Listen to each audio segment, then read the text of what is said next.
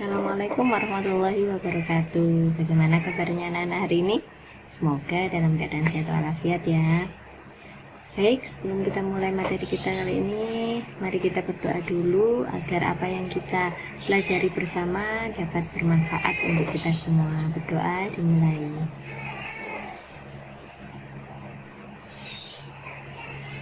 Doa selesai. Baik, Bu Putri sedikit mengulangi materi tema kita sebelumnya, yakni tentang tumbuhan ya. Perkembangbiakan tumbuhan kemarin ada dua macam, yakni vegetatif dan generatif. Tuh. Nah, sekarang di tema 1 kita masuk ke subtema kedua, yakni tentang hewan sahabatku. Nah, tentang hewan sahabatku nanti kita belajar apa saja. Kita akan belajar tentang perkembangbiakan hewan, kemudian macam-macam hewan yang ada di Asia Tenggara, dan lain-lain. Nah, sekarang kita masuk ke halaman 62. Nah, di halaman 62 itu ada teks. Nah, ada bagian ayo mengamati halaman 62 dan 63. Nah, di sana dijelaskan bahwa negara-negara di Asia Tenggara memiliki banyak jenis hewan. Beberapa di antaranya ada yang dijadikan sebagai makanan, ada yang dijadikan sebagai simbol negara, atau ada juga yang sebagai binatang peliharaan. Nah, di situ sebagai contoh saja ada gajah putih. Nah, gajah putih itu ada di negara Asia Tenggara, daerah mana saja? Ada di Myanmar, di Kamboja, ada di Thailand. Nah, bahkan masyarakat Thailand itu sangat menghormati sekali dan sangat menjaga keberadaan atau komunitas gajah putih tersebut. Menjaga gajah putih adalah usaha yang sangat mahal karena pemiliknya harus menyediakan makanan khusus untuk gajah. Jadi tidak sembarang orang yang bisa memelihara gajah putih itu. Selanjutnya di bagian yang kedua, Indonesia dikaruniai luas wilayah lautan lebih besar dibanding luas daratannya. Luas lautan Indonesia mencapai 5,8 juta kilometer persegi. Di dalam lautan Indonesia tersimpan potensi perikanan yang cukup besar. Salah satunya adalah ikan tuna. Jadi bacaan atau teks ketiga ada gambar burung di situ. Nah, tahukah kalian burung yang hidup di negara tetangga kita? Negara tetangga kita mana saja? Ada Malaysia, ada Singapura, ada Brunei Darussalam. Nah, di gambar itu adalah contoh burung takur dahan. Burung takur dahan itu hidup di Malaysia. Hewan ini termasuk hewan yang dilindungi negara karena jumlahnya sudah mulai punah ya. Nah, di situ ada kotak. Hewan-hewan di atas merupakan sebagian dari hewan yang hidup di Asia Tenggara. Nah, sekarang bisakah kamu menemukan hewan lainnya yang hidup di Asia Tenggara? Silakan catat temuanmu itu pada tempat yang telah disediakan. Nanti kalian bisa menulis di buku tema kalian. Nah, hewan-hewan apa saja yang hidup di Asia Tenggara? Di Asia Tenggara bisa jadi di negara kita, bisa di negara tetangga juga bisa. Nah, kalian bisa mencari sumber dari mana saja, boleh bebas ya. Di situ sudah disediakan tempatnya. Nah, contoh saja, nanti kalian bisa tulis saja di buku tema. Selanjutnya kalau membahas tentang hewan-hewan, nah kalian tadi sudah menyebutkan beberapa hewan ya. Nah, di bagian negara Asia Tenggara bisa menyebutkan sebanyak-banyaknya, tidak terbatas jumlahnya, boleh. Nah, dari hewan-hewan tersebut pasti memiliki cara perkembangbiakan yang berbeda. Nah, cara perkembangbiakan hewan ada berapa macam? Ya, ada 3 macam. Yang pertama namanya ovipar, yang kedua vivipar, dan yang ketiga namanya ovovivipar. Nah, apa itu ovipar, vivipar, dan ovovivipar?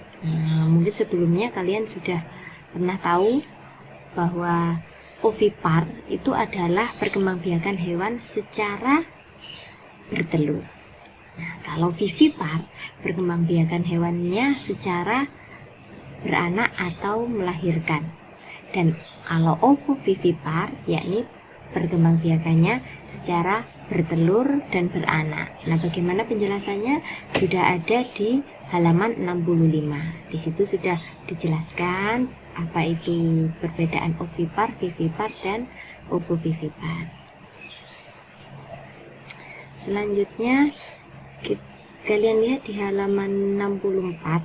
Nah, nanti setelah hewan-hewan yang kalian sebutkan tadi sudah cukup, kalian rasa cukup, selanjutnya kalian buat diagram Venn. Diagram Venn itu apa? Diagram yang ada 2 buah lingkaran, ya, seperti contoh di situ, yang sebagiannya ada yang digabungkan.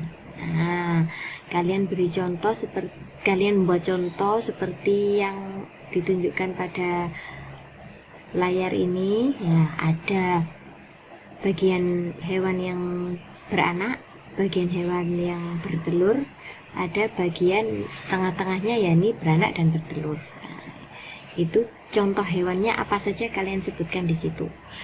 Misalnya contoh bagian hewan yang beranak dikelompokkan di bagian yang beranak.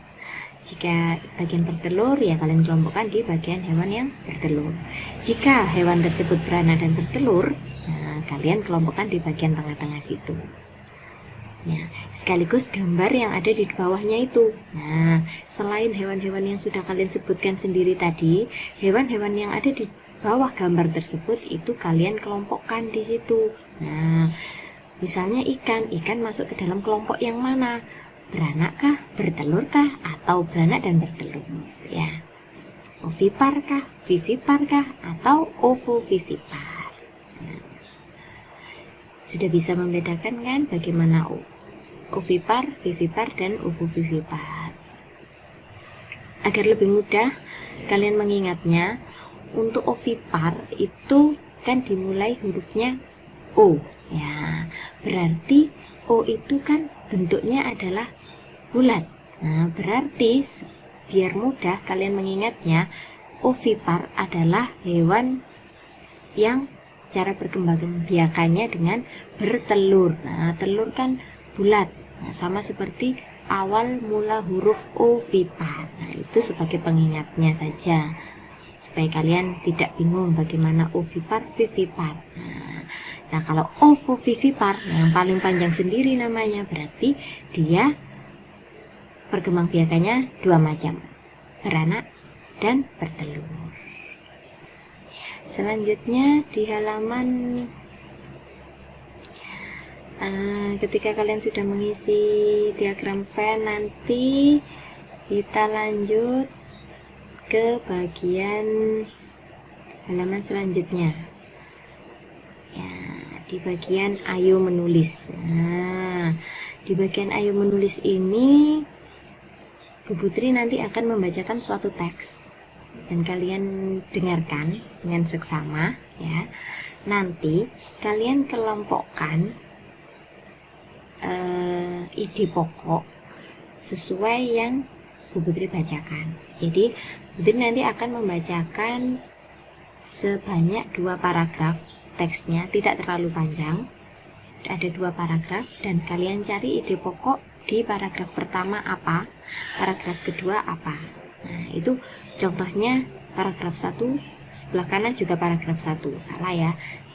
Yang betul adalah paragraf 1 dan paragraf 2 di situ. Nah, nanti kalian dengarkan teks yang saya bacakan. Selanjutnya nanti bisa kalian tulis ide pokoknya saja di situ. Bisa kalian tulis di buku tema di bawah bagian diagram Venn tadi, ya.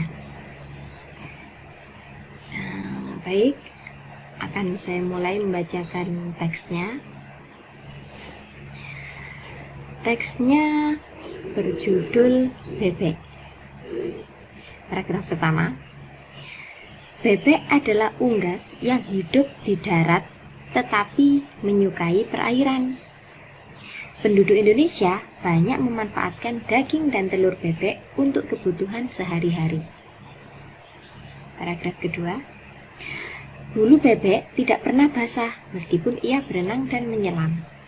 Hal itu karena bulunya memiliki kelenjar minyak. Lapisan minyak berguna untuk membuat suhu tubuh bebek tetap hangat di malam hari.